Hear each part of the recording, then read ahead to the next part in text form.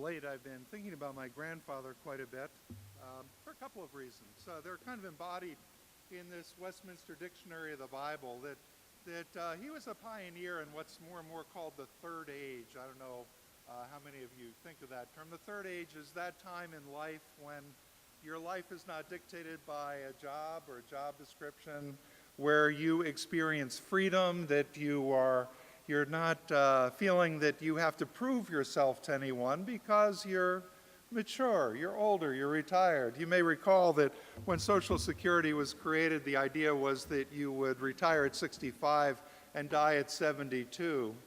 Well, it seems that a lot of us are living well beyond 72 and thriving. And that becomes the defining moment of the Third Age, this ability to thrive after you've set work aside, after the obligations of a workplace are part of your past. And so when I look at this dictionary, I envision and I visually recall my grandfather taking 2 copies of the first edition of the Westminster Dictionary of the Bible and going through and cutting out each word and taping it to the top of a blank sheet of paper. This was pre-computers. This was published in 1970. And page by page, word by word, going through and rewriting the definitions for every word in the Bible. That was his expression of the Third Age. If those of you who like Jane Fonda can find her on TED Talks, coordinating a whole day-long discussion of the Third Age and how vital life is when you experience the freedom to follow your whimsy.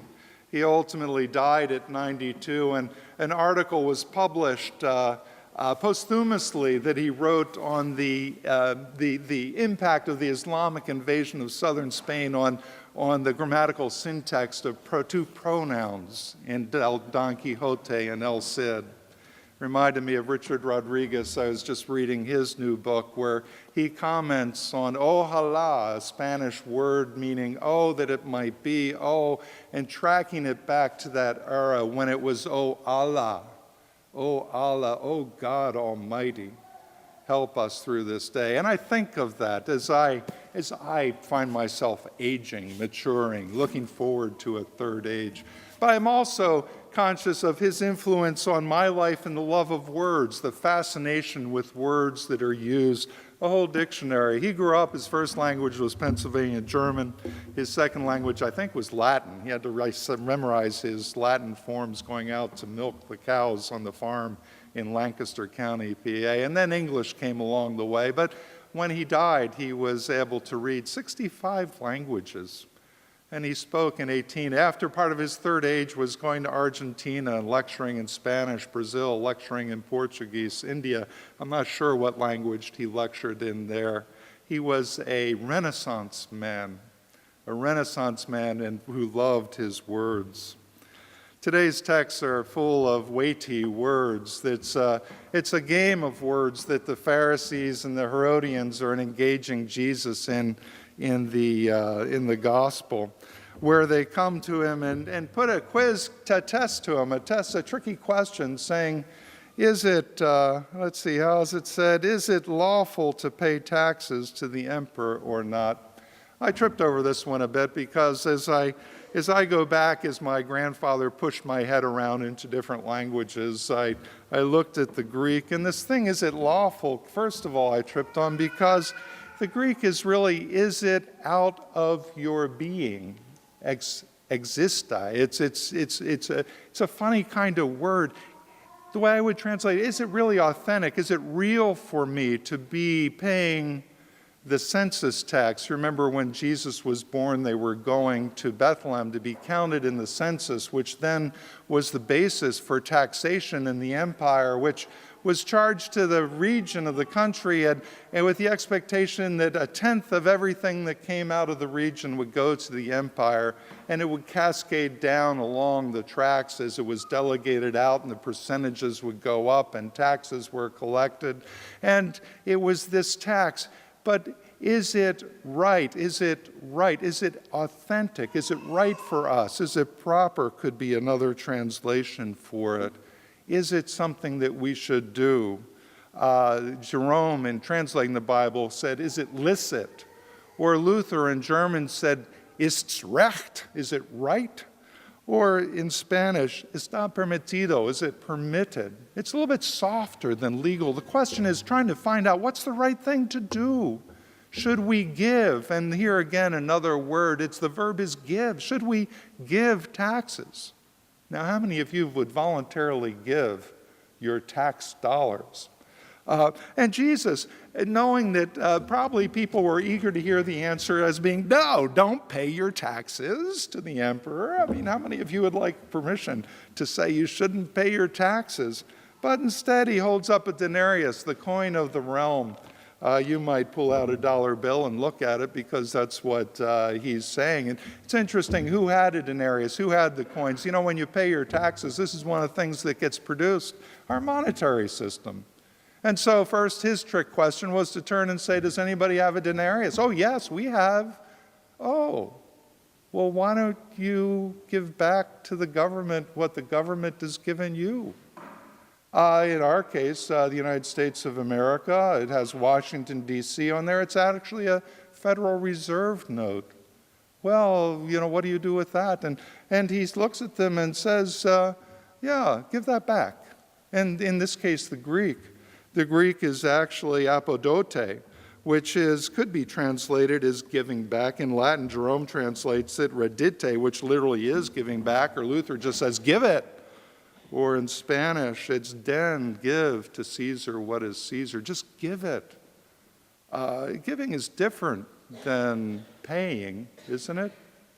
Paying suggests a kind of transaction. In exchange for my tax dollars, I get good roads or other kind of public goods and services to travel on, to use that benefit me. I see those things. It's an expectation out of a payment that I make. But to just simply give, just to give? But the real catch isn't so much around the tax dollar as give unto Caesar what is Caesar's, and unto God give. Give to God what is God's. Well, this is a much broader net, don't you think? This isn't a percentage game anymore, that as one talks about giving to God what is God's, well, what do we have? What is it that we're called upon to give back? And there are different responses. In our other texts, you find that in Thessalonians, Paul is writing and saying, we always give thanks for all of you. You, the people who populate our lives. In this case, he's writing to Thessalonians, people through whom the work of faith and labor, of love and steadfastness and hope in our Lord Jesus, we see those things. We see those as gifts that come into our lives, and we give thanks. Thanks be to God. And we lift you up to God. Or in Isaiah, Isaiah declaring, here's what God says that God does for you. I form light and create darkness.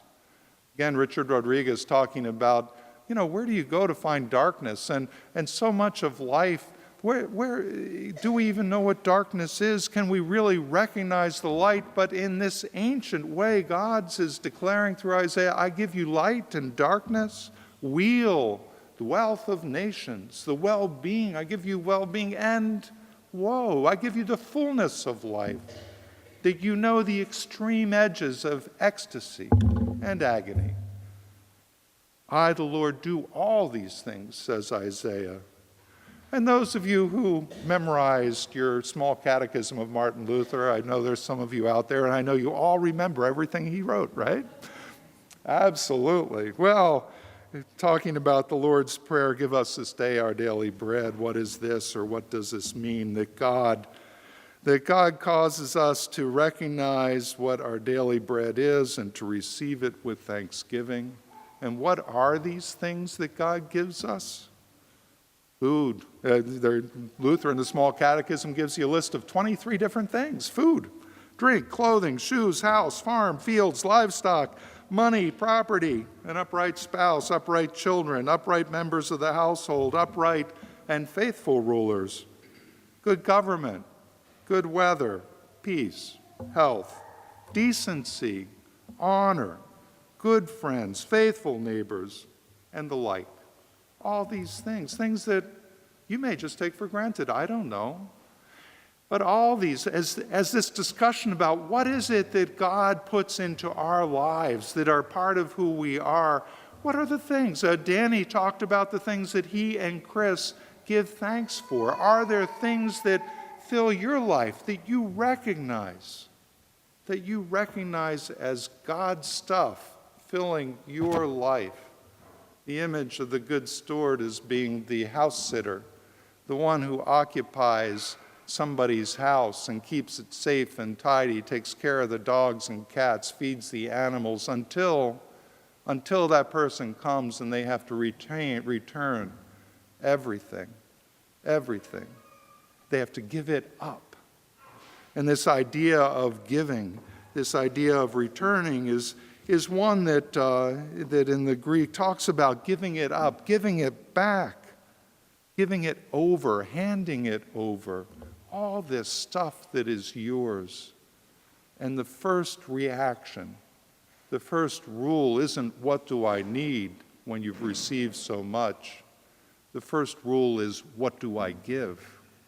What do I give in return to express my gratitude, my thanksgiving, the abundance, the wealth that God has placed in my life, the grace with which He's filled it? In church talk, we talk about two things. One, and I looked them up in my grandfather Dad's dictionary. The one was offering. An offering comes much in the way that the tax discussion comes. It comes as a tithe, as a portion, returning a portion of what I've received. And in the ancient world, as in today's world, this was common. The only question was of location. If you were in Israel, the expectation was 10%, a tithe. If you were in Egypt, it was 20%. As you went from place to place and time to time, people thought, what is the portion that I should return to the Lord? The other one was the sacrifice model, the visible manifestation of God's grace and appreciation and thanksgiving for God's grace in my life. And where do I find that? When I screw up. And sacrifices are called for. Oh, you did this? Well, you have to go sacrifice a pigeon at the altar. Oh, you did that? Well, maybe it's a sheep or a goat or a lamb or something else that you are called upon to give up as a visible manifestation that you recognize God's grace is the foundation of your life, that you don't earn your way, that you receive gifts from all sorts of directions, that you stand on the shoulders of others, that you have grandparents that did things that were extraordinary and that still continue perhaps to shape your life, that God has touched you in so many different ways. And the model is one of grace. Not that I have earned this or deserved this, not that it is mine, it's on loan, and God graces my life with such wonderful gifts. It may be the gifts that the people around bring to me. It may be the other things, that the darkness and the light, the grandeur of nature as I experience, all those things and more. But what are the things that you see in your life that you count as gracious acts of God that lead you to say, yes, I can offer my share, my portion. I can make a sacrifice that celebrates and glorifies God. That's the question. And the heart of the matter is in the heart. When we recite the words of the Eucharist, we recall that Jesus, on the night in which he was betrayed, took the bread. And the first thing he did was he gave thanks. The second thing he did was he broke it and he gave it to them, saying, this is my body. It is given for you. What shall I do with the gifts that God plants in my life?